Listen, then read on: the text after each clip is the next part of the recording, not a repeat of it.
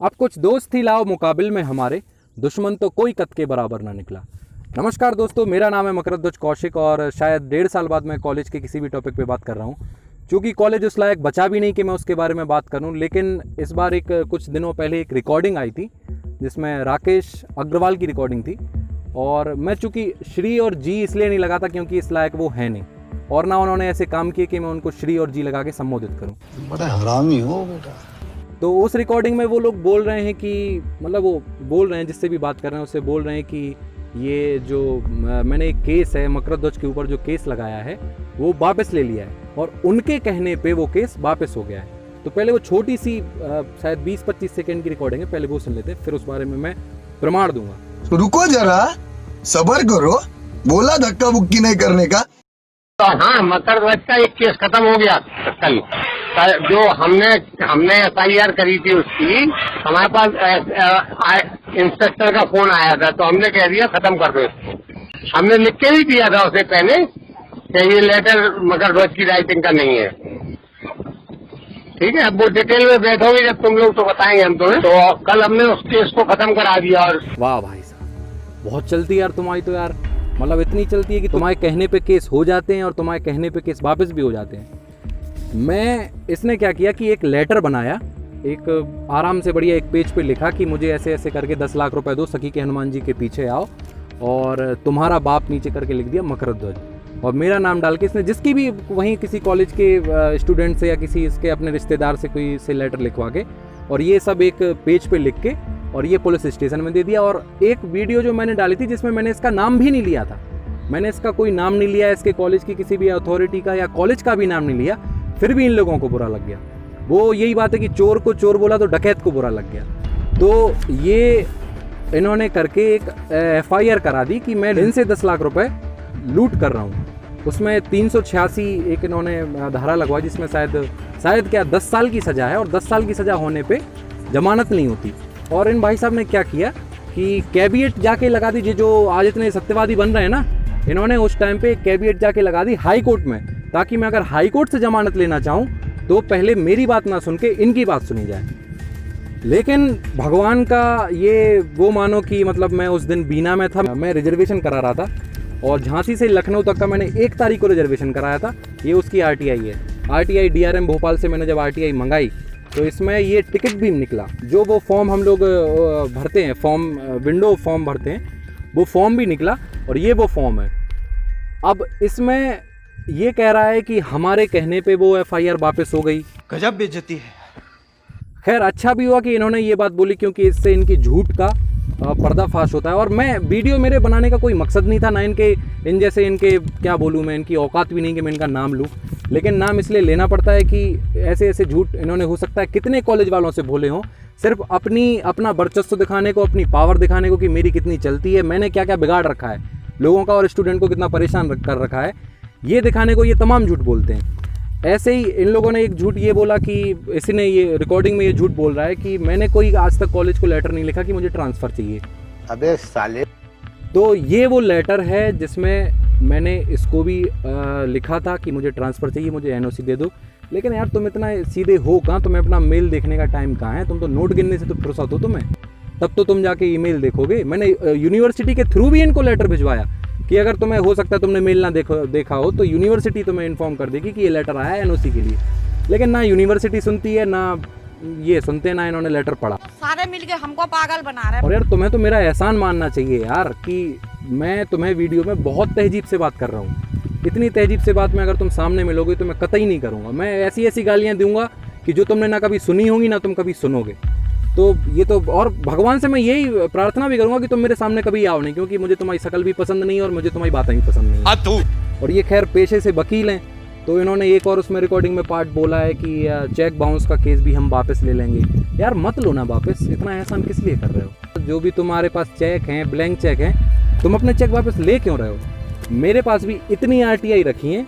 ये RTI है university से लेके, आयुष मंत्रालय से लेके, MCI से लेके हर विभाग की RTI मेरे पास है, और न्यूज़पेपर कटिंग है जिनमें ये कहीं भी किसी भी विभाग ने आज तक प्रावधान नहीं बताया है कि एडवांस चेक लेना या एडवांस फीस लेना या एडवांस फीस के बदले चेक लेना कहीं भी किसी भी विभाग ने ऐसा नियम नहीं बनाया, यहाँ तक कि MCI ने नहीं बनाया। और आयुष मंत्रालय की RTI भी इसमें है, जब टाइम आएगा मैं वो भी दिखा दूंगा, अभी इसकी ज़रूरत है नहीं।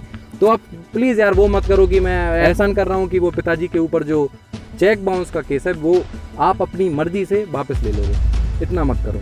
और आगे एक पार्ट में तुम बोल रहे हो कि तुमने आयुष मंत्रालय को लेटर लिखे, आयुष मंत्रालय को शिकायत की, इसलिए कॉलेज की मान्यता डिनाइड हो गई। कुछ भी भाई साहब कहाँ हो आप, कहाँ आपका दिमाग है कहाँ? ये 17/12/19 का लेटर है जिसमें मान्यता डिनाइड हो चुकी थी, और तुम्हारी लड़ाई हुई है अभी अप्रैल और मई लॉकडाउन के करीब फरवरी में ज़्यादा से ज़्यादा लड़ाई हुई होगी, और तुम कह रहे हो कि तुमने अभी लिखा और अभी कॉलेज बंद हो गया। कॉलेज तो पिछले साल ही बंद हो गया था भाई साहब, थोड़ा ध्यान रखो तुम यार, पेशे से वकील हो यार, कुछ शर्म करो, कुछ ऐसे तथ्य बोलो जो सबको लगे कि वो सही हैं। और मुझे तुम्हारी लड़ाई का उसी दिन पता चल गया था जिस दिन तुम्हारे लौंडे ने मुझे रिक्वेस्ट भेजी थी इंस्टा पे। मैं उसी दिन समझ गया था कि कुछ ना कुछ मतलब इनकी खिचड़ी पक रही है कि द्विवेदी से अलग होके अपना कुछ इनका पैसे वैसे का जो भी है वो सेटलमेंट हो जाए, और मैं मेरे जो सबूत हैं, मैं जो इनके ऊपर मैंने केस कर रखे हैं वो मैं वापस ले लूँ।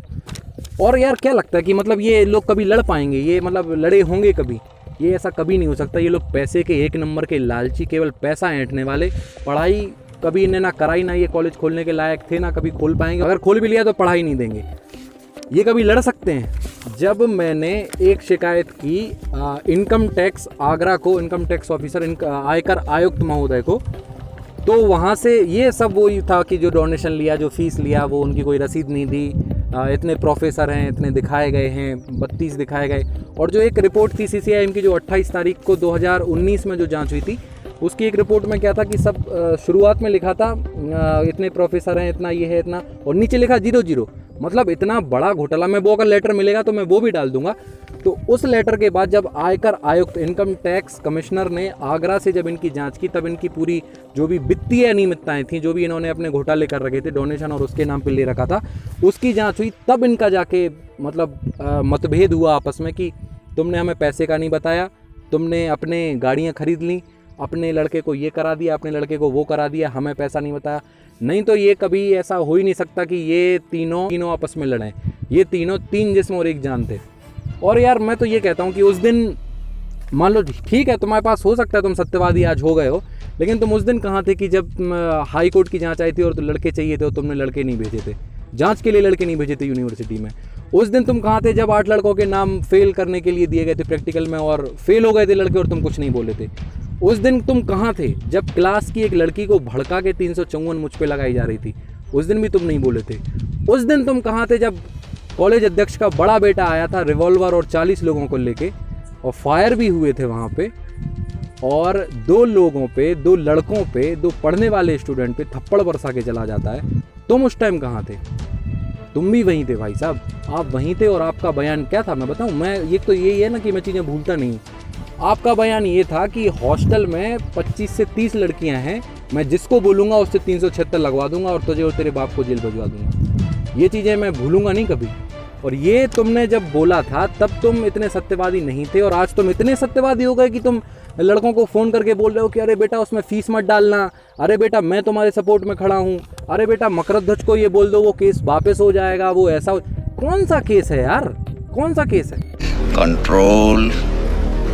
तो मेरे हिसाब से इतने सत्यवादी बनने की तुम्हें ज़रूरत है नहीं, इतना तुम में हरिश्चंद्रत्व तो है नहीं, ना तुम सही हो। केवल बस वो ये है कि तुम पैसे पे तुम्हारा मतभेद हो गया, तुम्हें जब वहाँ से पैसे या जो भी कमीशन था वो मिलना बंद हो गया, और तुम पे जो केस हैं, ऑलरेडी जो केस हैं, उनकी वजह से तुम्हें सचिव पद से हटाया जा रहा था, इसलिए केवल तुमने ये मुद्दे उठाए, इसलिए तुम स्टूडेंट्स को भड़का रहे हो। और कोई उसमें वो नहीं है, और मेरा भी यार कोई वो नहीं है कि मैं तुम मेरे सपोर्ट में बोलो। मैं तो कह रहा हूँ अगर तुम सही हो, तुम्हारे अंदर सच्चाई है, तुम एक काम करो, जो भी मैं इसमें अपना कॉन्टैक्ट नंबर भी दूंगा और अपना मेल भी दूंगा, जो भी तुम्हारे पास प्रूफ है, जो भी तुमने आयुष मंत्रालय को एप्लीकेशन भेजी, जो भी तुम्हारे पास सबूत है, तुम मुझे भेजो। कोई कहेगा तो करेंगे, ऐसा थोड़ी लगे रहेंगे भैया, अपने मन से थोड़ी करेंगे जो। मैंने ब्लैक लिस्ट करने के लिए हाईकोर्ट में भी रिट लगा रखी है, और अगर वो मेरे काम में आ जाएगा तो हम सबकी भलाई है, किसी की वो नहीं है कि किसी का नुकसान होगा।